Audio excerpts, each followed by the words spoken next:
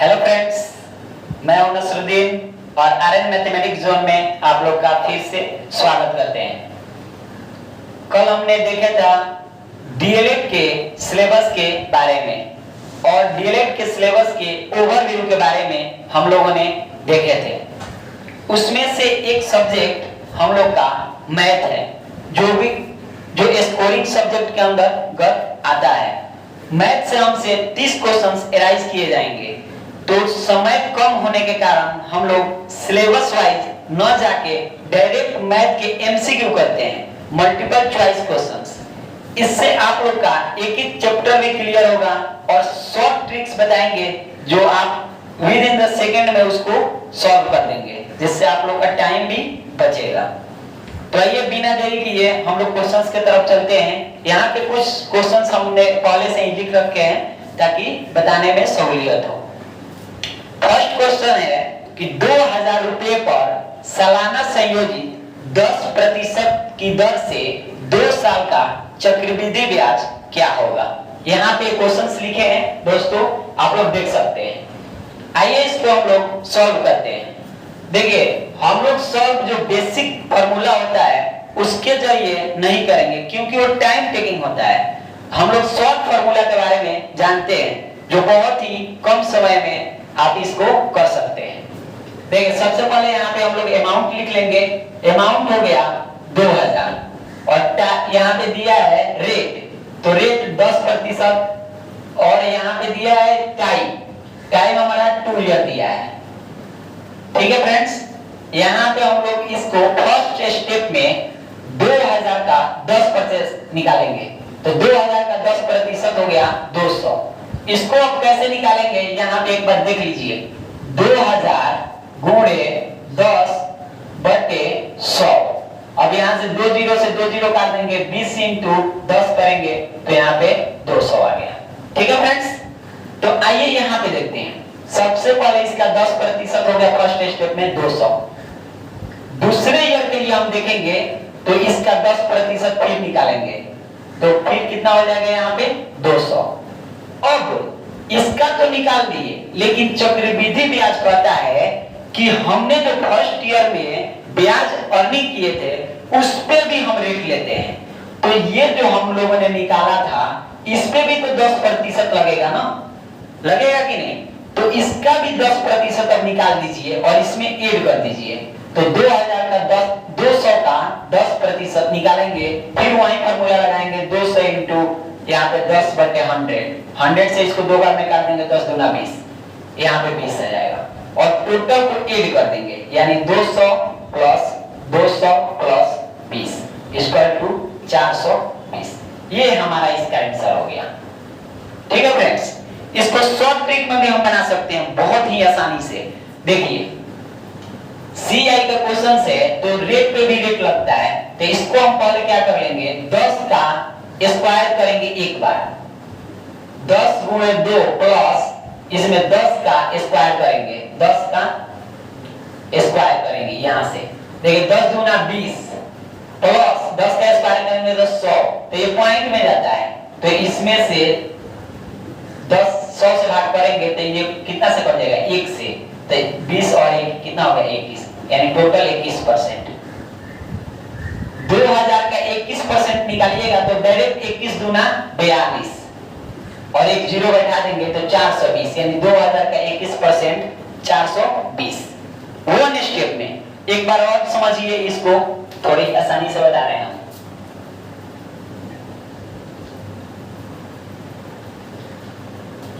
एक अमाउंट मान लेते हैं कि 5000 दिया है और 10% रेट दिया है और टाइम मान लीजिए 10% नहीं, यहाँ पे 5% कर देते हैं और टाइम 2 ईयर दिया है। इसका CI क्या होगा, तो अभी हम लोग बताएं कि इसका स्क्वायर कीजिए तो 50 25 को अलग रखिए, 5 दूना 10, ऐसे 100 से डिवाइड इसमें कर दीजिएगा तो हो जाएगा 10.25%। तो 5000 का 10.25% डायरेक्ट नहीं निकल जाएगा, डायरेक्ट निकलेगा तो इसका हो जाएगा 500 और इसका 0.5% 25% निकालिएगा तो इसका डायरेक्टली हो जाएगा, ये 50 तो हो जाएगा 1%, तो 1 में 4 भागे कीजिएगा तो ये हो जाएगा आपको 12.5, तो 1 कर दीजिए 12 कर दीजिएगा तो 512.5 आंसर हो जाएगा। ठीक है फ्रेंड्स, उस नियम से भी अगर हम देखते हैं तो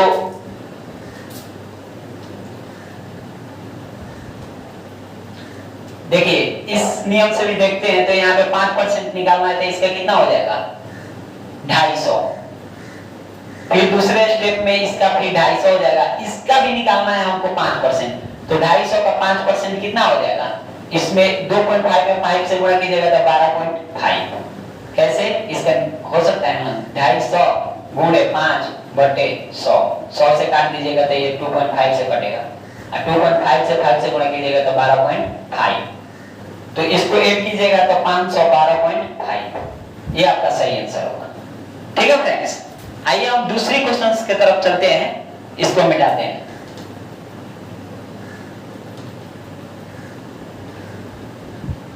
देखिए इसका आंसर हम यहाँ पे लिख दे रहे हैं 420 आया था। दूसरा क्वेश्चन हमारा कह रहा है कि यदि किसी वर्ग की भुजा में 50% की वृद्धि की जाती है तो इसका क्षेत्रफल में कितने प्रतिशत की वृद्धि हो जाएगी। इससे बहुत सारे क्वेश्चंस पूछते हैं कि आयत के लंबाई और चौड़ाई में 20% की वृद्धि कर दी जाए तो उसके क्षेत्रफल में कितने प्रतिशत की वृद्धि होगी। तो एक इसका फॉर्मूला होता है, बता दे रहे हैं, a plus b plus a into B बटे 100, इसका फॉर्मूला होता है। तो वर्ग का भुजा क्या होता है, a होता है, वर्ग का भुजा a होता है, मतलब a में 50% की वृद्धि हुई है ना, तो इसका a इंटू a का स्क्वायर होता है, तो एक भुजा 50%, दूसरे भुजा को भी हम 50% ही मानेंगे, क्योंकि a इंटू b यहाँ पे नहीं है, यहाँ पे दोनों भुजा a ही होती है, क्योंकि वर्ग में चारों भुजा बराबर होता है ना फ्रेंड्स। तो ये दोनों भुजा मानेंगे तो a ही होगा, तो इसलिए दोनों भुजा में 50% की वृद्धि हुई होगी। तो यहाँ पे 50 रख लेंगे a के जगह पे, और b के भी जगह पे 50 ही रखेंगे, फिर प्लस 50 इंटू 50 बटे 100, 100 से 1 0 से 1 0, 1 0 से 1 0, इसको ऐड करेंगे तो 100 हो जाएगा, फिर प्लस करेंगे 50 25, इसको बराबर में 125, यानी टोटल 125% की वृद्धि हो जाएगी। ठीक है फ्रेंड्स, तो यहाँ पे 125% की वृद्धि होगी। इससे और भी आपसे एक क्वेश्चन से राइज कर सकता है, बोल देगा कि एक आयत की लंबाई और चौड़ाई में 20% की वृद्धि होने पर उसके आयतन में कितने प्रतिशत की, सॉरी आयतन नहीं, क्षेत्रफल में कितने प्रतिशत की वृद्धि होगी। तो a इंटू बी होता है ना, तो इसमें भी 20 होगा, तो इसमें भी 20 होगा, तो इसका भी फॉर्मूला वही लगेगा, a plus b plus a into B बटे 100। यहाँ भी रखिएगा 20 प्लस 20 प्लस 20 इंटू 20 बटे 100, 0 से 0, 0 से 0, ये 20 गुना 40 प्लस 2 गुना 4, यानी 44% की वृद्धि होगी। ठीक है फ्रेंड्स, ऐसे क्वेश्चंस आएंगे तो आप लोग इजीली बना सकते हैं, और ये डीएलएड में अभी एमसीक्यू के रूप में ऐसे ही क्वेश्चंस आपको देखने के लिए मिलेंगे। ठीक है फ्रेंड्स, तो ये क्वेश्चंस को आप नोट करते जाइए और समझते जाइए। कोई डाउट है तो हमारे कमेंट सेक्शन में मेंशन कीजिए, हम आपका जल्दी उसका सॉल्यूशन बताएंगे या जो भी डाउट्स है उसको क्लियर करेंगे। चलिए अगले क्वेश्चंस की तरफ चलते हैं हम लोग। यहाँ पे अगला क्वेश्चन है, यहाँ पे हम लिख दे रहे हैं 125% आया था आंसर। आइए दो क्वेश्चंस हम लोग देख चुके हैं और तीसरे क्वेश्चंस पे हम लोग चलते हैं।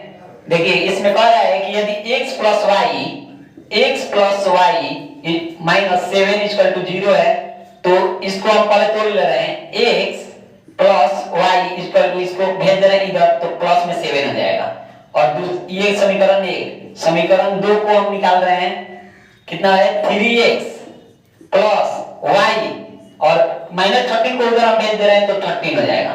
ठीक है फ्रेंड्स, तो समीकरण 1 एवं 2 से देखिए x यहाँ पे हो जाएगा प्लस यहाँ पे y इक्वल टू 7 और 3x plus y equal to 13।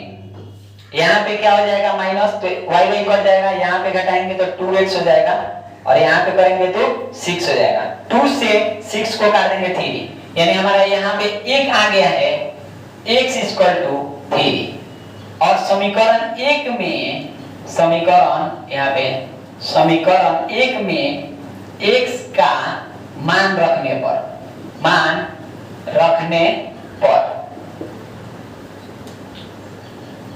x plus y equal to 7, तो x बराबर 3 रखे ना यहाँ पे, तो x equal to 3 plus y minus y plus 7, तो यहाँ पे हो जाएगा 3 को इधर भेज दीजिए, तो y equal to 7 minus 3 equal to 4, तो यहाँ पे क्या आ गया y इक्वल टू 4। अब इसमें समीकरण में पुट कर दीजिए, आराम से बन जाएगा। ठीक है, पुट करके भी दिखा दे रहे हैं, आप लोग बना ही दिए होंगे अब तक। इसमें पुट कर दीजिए 4x square plus 4 square plus 4xy, तो यहाँ पे रख दीजिए 4 और यहाँ पे 3 रखिएगा, तो 3 का स्क्वायर प्लस 4 चौका 16 कर दीजिए, और यहाँ पे 4, यहाँ पे 3 into 4, ऐसा हो जाएगा ना। तो इसको कर दीजिए 3 3 का 9, 9 चौके 36 प्लस 16 प्लस यहाँ पे 4 3 12, 12 चौका 48। अब इसको ऐड कर दीजिए 6 और 6 12 8 20 का 0 हाथ में 2 और 3 1 4 4 8 2 10, यानी 100 आपका राइट आंसर। ठीक है फ्रेंड्स, तो ऐसे समीकरण आपसे पूछेंगे जिसमें पुट करना होता है, बहुत इजीली आप आराम से निकाल सकते हैं। सबसे पहले ऐसे क्वेश्चंस अगर आपको मिले तो उसमें x और y का मान निकालने का कोशिश कीजिए, निकलेगा तुरंत आप पुट कीजिए, आप आराम से बन सकता है। आइए अगले क्वेश्चन की तरफ चलते हैं। देखिए 4 नंबर हमारा क्वेश्चन है, निम्नलिखित में से क्या केंद्रीय प्रवृत्ति का मापदंड नहीं है। एक नंबर में दिया माध्य, दूसरे नंबर में परिसर और तीसरे में माध्यिका और 4 नंबर में बहुलक। देखिए इसके लिए हम अलग से एक टॉपिक करने वाले हैं जिसमें माध्य, माध्यिका, बहुलक, परिसर गुणांक जो भी इससे रिलेटेड होता है वो सारे क्वेश्चंस एक वीडियो में हम करा देंगे। ठीक है फ्रेंड्स, लेकिन इसमें एक ऐसा क्वेश्चंस नहीं है कि इसको बनाना पड़ेगा। इसमें समझने वाला ये है कि माध्य जो होता है वो क्या होता है, एक मीन पॉइंट होता है, यानी केंद्रीय प्रवृत्ति का होता है, मीन निकालना होता है ना। इसको क्या करते हैं डिसेंडिंग से, सॉरी माध्य होता है ना, तो माध्य क्या होता है कि सबको जोड़ के जितना अंक होता है उससे डिवाइड कर देंगे, माध्य निकल जाएगा। परिसर होता है, ये रेंज होता है, ये केंद्रीय प्रवृत्ति का नहीं है। सबसे पहले माध्यिका को देखते हैं। माध्यिका क्या होता है कि डिसेंडिंग या असेंडिंग में सजा देते हैं, बीच का कोई डिजिट बढ़ता है वही आपका माध्यिका होता है। 2 डिजिट बचेगा तो दोनों को जोड़ के 2 से डिवाइड कर दिया, वो माध्यिका होता है। बहुलक क्या होता है, किसी डिजिट में अगर एक लाइन दिया है जिसमें 3 4 5 6 ऐसे करके दिया है, तो उसमें जितने ज्यादा बार कोई डिजिट आया रहता है तो वो बहुलक होता है। तो ये भी मीन यानी केंद्रीय प्रवृत्ति का होता है, माध्यिका भी होता है, मध्य भी होता है। परिसर नहीं होता है। ये रेंज क्या होता है कि सबसे छोटा डिजिट और बड़ा डिजिट का अंतर होता है, तो ये केंद्रीय प्रवृत्ति के अंतर्गत नहीं आता है। इसलिए हमारा जो आंसर होगा, राइट आंसर, वो हो जाएगा परिसर। ठीक है फ्रेंड्स।